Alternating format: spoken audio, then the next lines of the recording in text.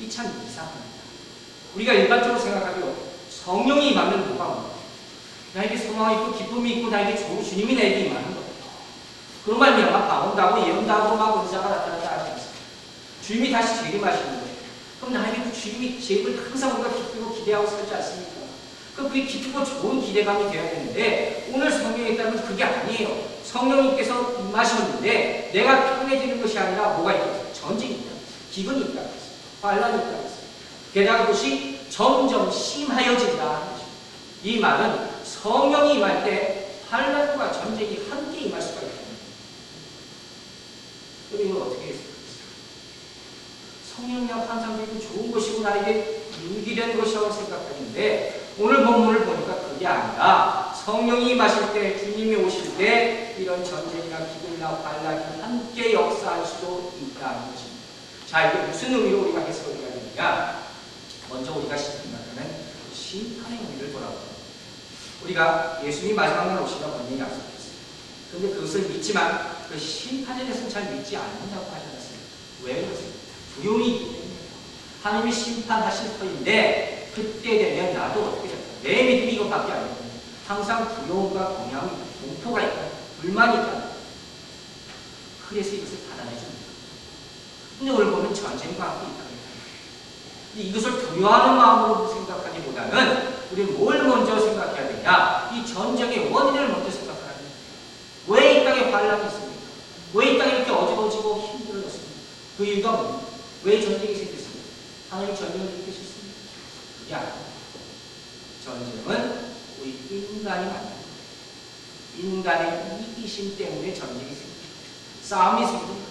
가인이 시기심으로 인하여 아벨을 죽이는 그 순간부터 모든 전쟁은 시작했다고 과언이 아니랍니다. 자, 우리 전에 타임즈 퍼블 스토리를 장식한 내용이 있습니다. 지금도 이스라엘과 아랍이 전쟁을 하고 있지 않습니까? 그런데 그 당시에도 이스라엘과 아랍은 전쟁을 치열하게 하고 있는데 아랍에 있는 한 어머니, 아들 넷을 가지고 있는 어머니가 있었는데 그 가운데 위로 세 아들을 전쟁터에 보냅니다.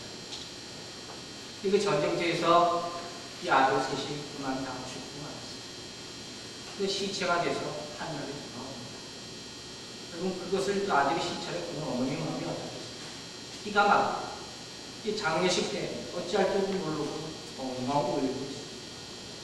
근데 그 순간에 미국 공군 기자가 마이크를 어머니에게 갖다 줍니다. 지금 심정이 어떻습니까? 뭐 어떻겠습니까? 어떻게 보면 원수 같은 그런 사람이다. 마이크를 들면서 내 아들 셋이 죽었는데 지금 심정이 어떻습니까? 그 어머니가 뭐라고 얘기했는지 아세요? 그 옆에 가까이 있던 막내 아들, 30살 돼 보이는 막내 아들 옆에 불러서 꼭 껴안더니 얘가 언제 빨리 가서 전쟁터에 나갈 수 있을까? 그거 생각하고 있어요. 내가 지금 너무 슬픕니다. 이 얘기를 하는 것이 아니라 그 마음이 뭐냐? 복수심이나 불타고 딴 생각 아무것도 없어요. 그리고 이렇다고 생각하세요. 하나님의 심판이 무섭습니까? 아니면 인간의 마음이 더 무섭습니까? 우리 마음이 더 무섭습니다. 우리로 말미암아 이렇게 서로 미워하고 서로 증오하고 서로 헐뜯는 동안 전쟁은 끊어질 수가 없게 됩니다. 그렇기 때문에 어떤 노력을 쓰고 하나님의 심판이 있을 수밖에 없는 것입니다. 즉 하나님의 심판이라는 것은 우리에게 공포를 주게 한, 겁을 주게 한 그런 것이 아니라 인간이 시작한 이 전쟁을 종식시키게 한 하나님의 마지막 방법일 수밖에 없다는 것입니다. 우리가 하나님의 심판을 믿게 받아야 됩니다. 또 한 가지, 그 내용을 통해서 우리는 또 하나를 받아들일 수 있는데 그게 무엇이냐?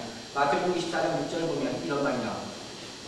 난리와 난리 소문을 듣겠으나 너희는 삼가 두려워 말라.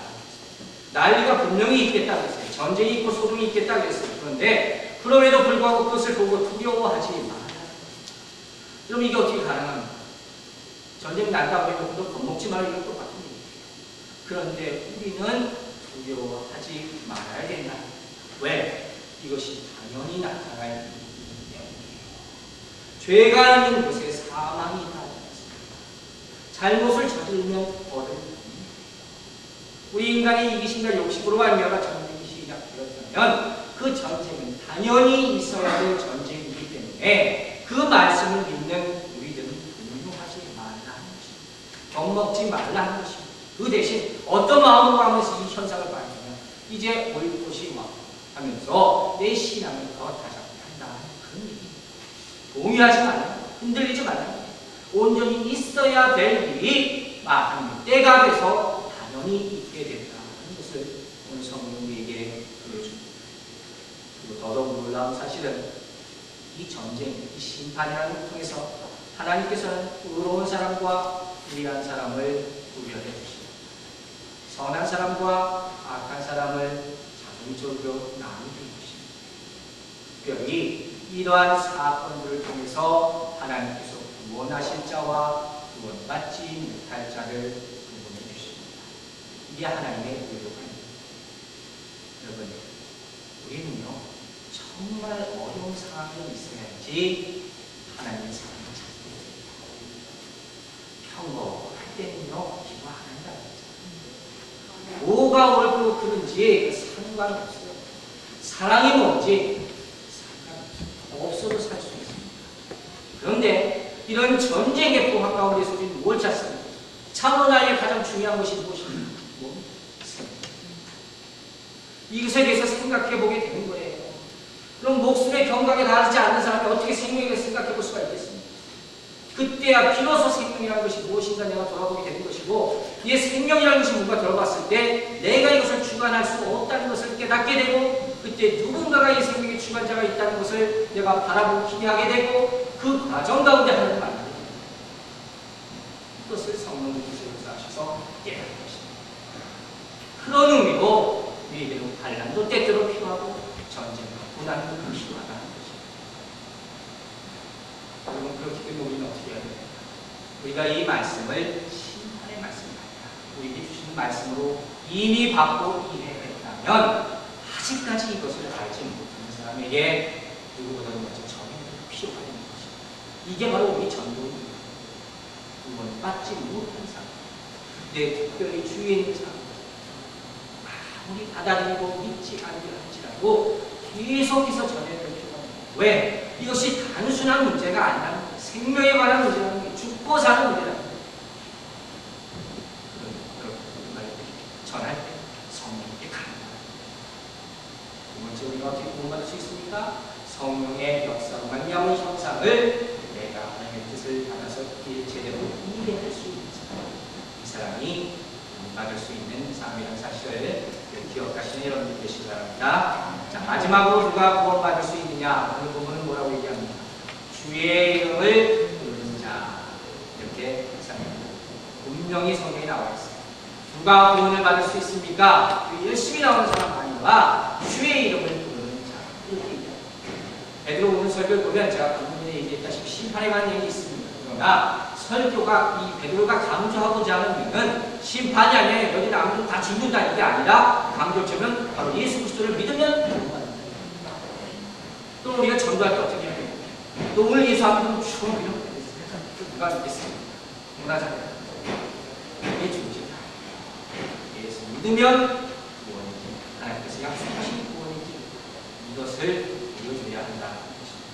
여러분, 오늘 이 사도 말씀에 주님의 성령이라 했죠. 성령이 무슨 일을 했다 했습니까? 성령으로 말미암아 방언을 하고 예언을 하고 환상을 보는다고 했습니다. 그렇다면 이 성령